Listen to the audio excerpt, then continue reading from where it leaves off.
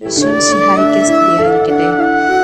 സ്നാപയോഹന്നാൻ നൽകിയിരുന്ന പാപമോചനത്തിനായുള്ള അനുതാപത്തിന്റെ ജ്ഞാനസ്നാനം സ്വീകരിക്കുന്ന ഈശോയെയാണ് മർക്കോസിന്റെ വിശുദ്ധ സുവിശേഷത്തിൽ നാം ഇന്ന് ധ്യാനിക്കുന്നത്. ദൈവപുത്രനായ പരിശുദ്ധൻ, പാപമറിഞ്ഞിട്ടില്ലാത്തവനായ ഈശോ കുരിശുമരണത്തിലൂടെ പാപത്തെയും പാപത്തിന്റെ ഫലമായ മരണത്തെയും ഇല്ലാതാക്കാൻ വന്നവൻ എന്തിനാണ് പാപികൾക്കായുള്ള അനുതാപത്തിന്റെ സ്നാനം സ്വീകരിച്ചത്?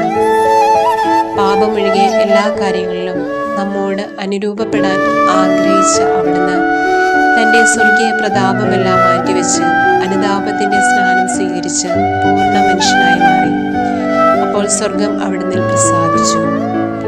നമ്മുടെ വ്യക്തിത്വത്തെ അലങ്കരിക്കാൻ നാം എവിടെ നിന്നൊക്കെയോ കണ്ടെത്തി അണിഞ്ഞിരിക്കുന്ന അഹത്തിന്റെ ആടയാഭരണങ്ങൾ അഴിച്ചുവെച്ച് കൃപയുടെ നീർച്ചാലിൽ സ്നാനം ചെയ്തുയരുമ്പോൾ നമ്മളും സ്വർഗത്തിന് പ്രിയ